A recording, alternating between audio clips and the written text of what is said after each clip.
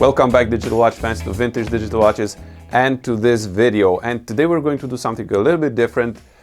Well, it's not that different. The only difference is that today's watch is not broken, is working fine. What we're going to do is a bit of a restoration, overhaul, whatever you want to call it, to none other than the Citizen multi-alarm world. And this is Citizen's only watch that has a dual LCD, meaning that it has one stacked on top of each other, and you can see that it even displays the full calendar. This is similar to this Seiko, which I believe everybody knows what this is. This is the Seiko World Timer, where you can actually see the map. Some manufacturers also did this, but usually these are rare, not that common, because technically they are a bit complicated to do. So let's go to the workbench and start working on this one.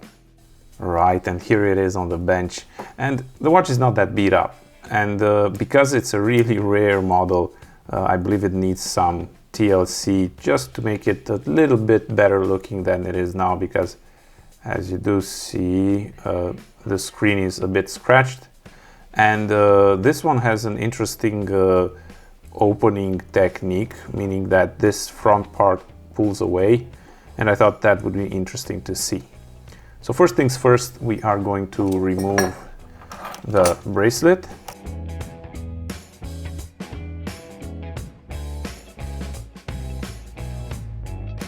We will have to open the back, but let's talk about opening this front part, because that's the place, if I remember correctly, through which you remove the stem. So you would be tempted to use something like this and just search for the small recess. Let me get a close-up of that. Don't know if it's obvious to you, but right there you can see a small recess where you would insert a tool. So you would be tempted to use maybe a back cover popper like this, opener, and just insert it there and twist it. But I don't recommend that, because you will get some dents in the watch. Probably this is stuck in there real good. My technique to open this is to use incremental blades. So I have this, I don't know how to call it, a craft knife, then a bit thicker blade than that, and then ultimately a thicker one. So these are, as you can see, these are ultra professional household items. And the technique is to basically run the blade against the edges. I'm not going to twist it anyway, just push it in there and go around the edge. Do the same for this edge, and so on. Then we'll move to a thicker blade and a thicker one until we have it just enough lifted so this inserts with ease, and we're going to use it like a crowbar, and then it will pop right out. At least that's the plan.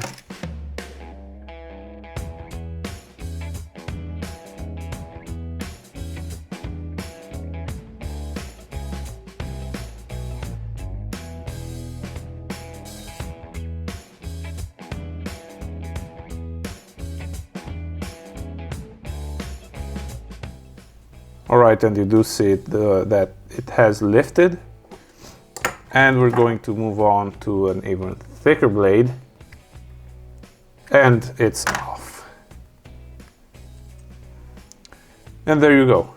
This is the place where you press to remove the crown, which we are going to do right now.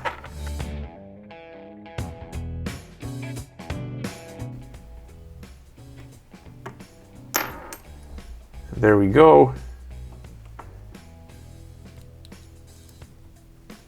Okay, now I know for a fact that the module is working, because you did see it working. The way I do things, and this is something reasonable, it's not a secret by no means. If you have a working module, you can go ahead and start working on the case, because I think that's the place where people really want to put in the hours. If the module is not working, always work on the module first to make sure you have something to put in your lovely case. So now I'm going to show you how I polish crystal like this. So one before shot, so we have something to reference it with.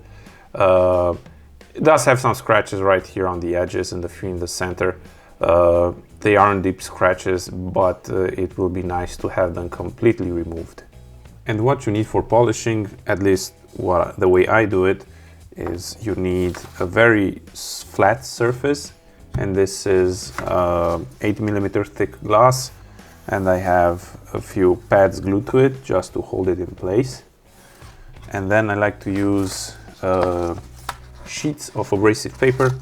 This one is 800 grit and this one is 1500 grit. The 800 grit is good to remove all those deeper scratches, as it takes a thick layer of glass. And then with the 1500 is just removing the traces that the 800 will leave and prepare it for the final step, which is polishing it with cerium oxide. And this is the stuff. It's a very, very light powder. You mix it with water until you get a slurry, and then you polish the glass using a felt attachment that you put in your Dremel. And the idea is simple. You put it flat on the glass and then you just do straight movements. So right now it's all elbow grease. Keep it as flat as possible.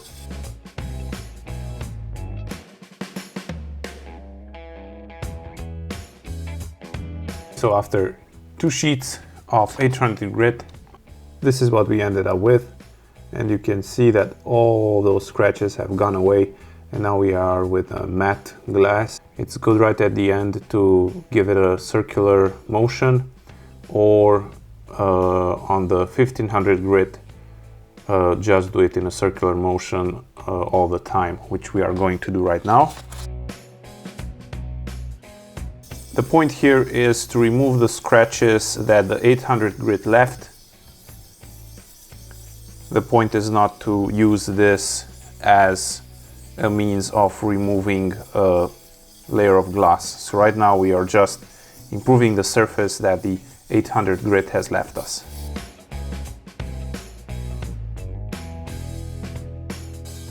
So this is where we stop with the abrasive paper.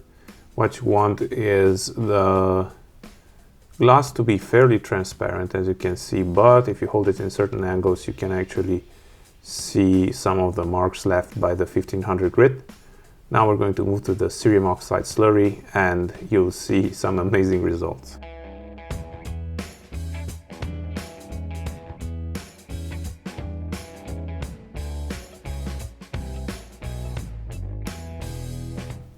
Consistency, it can be as watery or thicker. I like it to be a bit watery because more water means that the glass will have better cooling, because it is going to get a bit hot while you do this.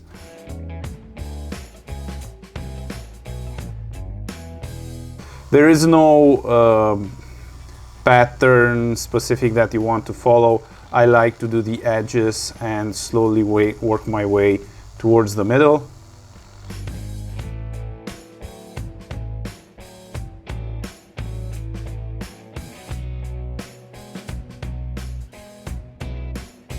And while we are here, this has a polished edge here and here. As I said, this also works on metal, so we are going to go ahead and do that part as well. Now it's off to the bathroom and give it a good clean and see the stunning result. So cleaning all that cerium oxide is no science. I like to use a relatively soft brush. You can use a makeup brush and good old soap.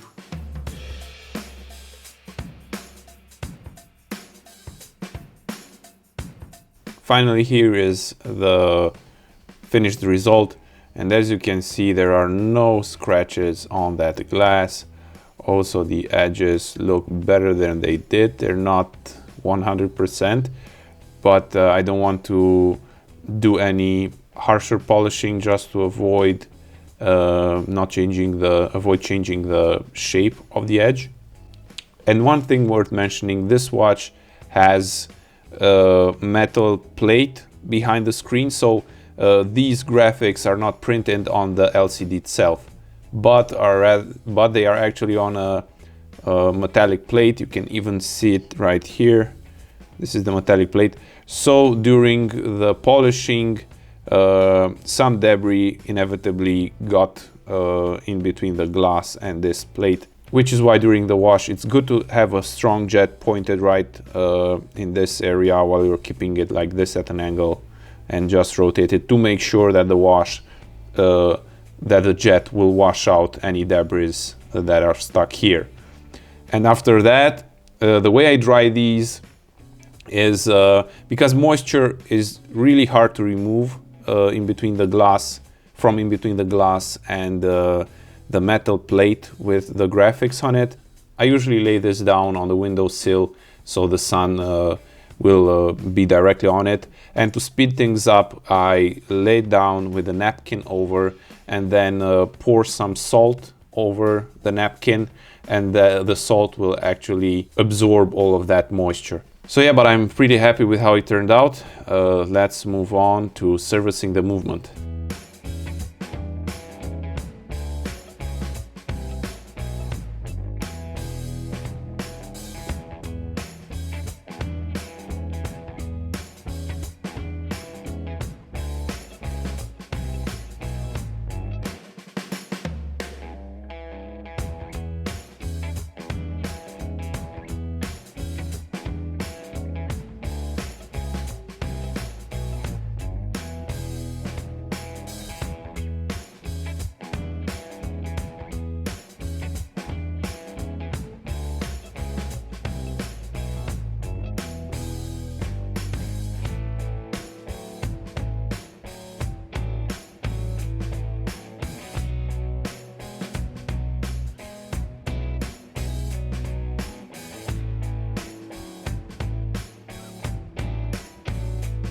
Now the easy way to go would be to put the parts in an ultrasonic washer, but I'm reluctant to put parts like boards in an ultrasonic washer, and also I can't put the LCD in the ultrasonic washer. So if you remove those parts from this lot, there isn't much to clean.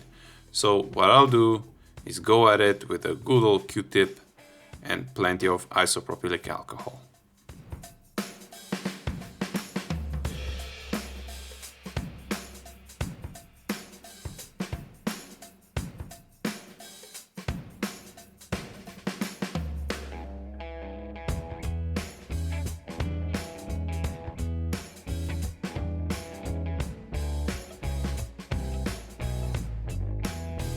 All nice and clean and time for reassembly. I'm not going to bore you with that because it's the same thing you saw in the disassembly, only in reverse. Next we'll have to work a bit on this case, and what I'll try to do is right here on this edge you can see there are a few scratches. I'll try to remove those with sandpaper, and I'll probably do the same here, and then just give it a good clean to get rid of this dirt. Then we'll remove the buttons and of course change the gaskets, and we'll polish out these sides as well.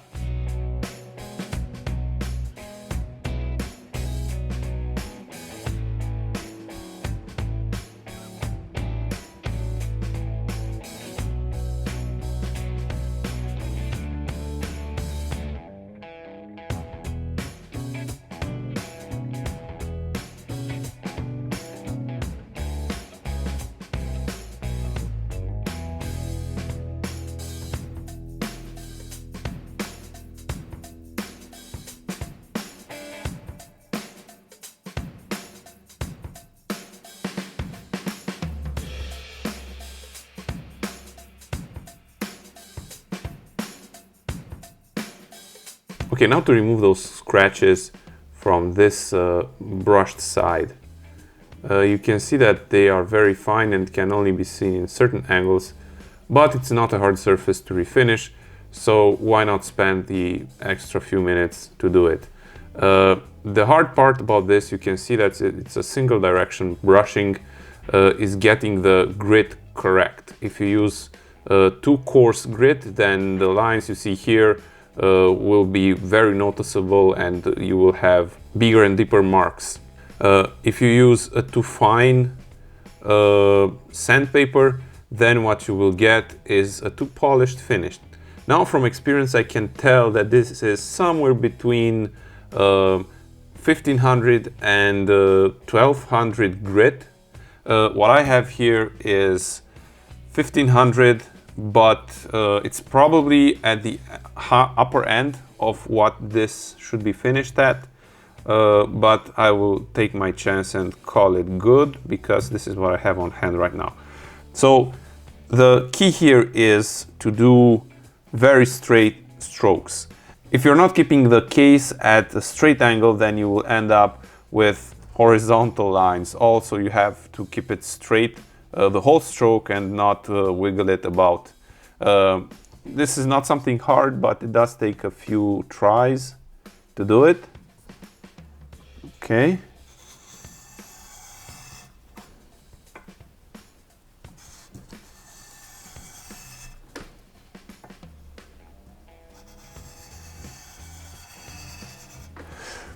What you are looking for is for a full pattern. If you only get a thin one, then it means that you are pressing too much on a certain corner.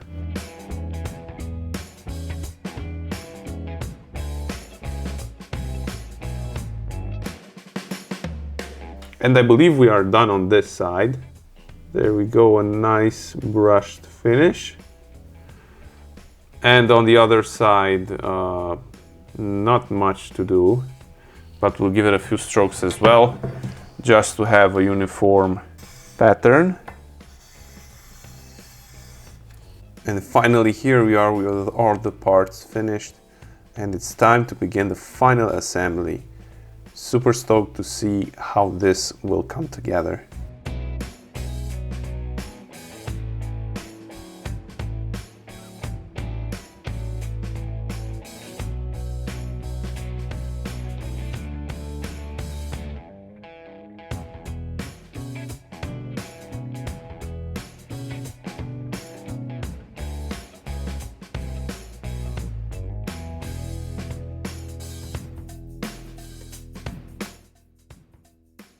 So I'm super happy with the result of the restoration. I could have left it the way it was because there was nothing wrong with the watch. Basically what we did here was cosmetization and just made sure the watch was future-proof. I thought this watch needed that because it's a super rare watch. I had it in my collection about 5 years ago. Don't know why I sold it, but I regretted it immediately, and since then I've been hunting for one. Will definitely be a permanent resident in my collection. Thanks for watching this video, give it a thumbs up, and if you like digital watch related videos, do hit the subscribe button because I try to release videos as often as I can, like this, or anything else digital watch related. Thanks for watching and I'll see you on the next one. Bye.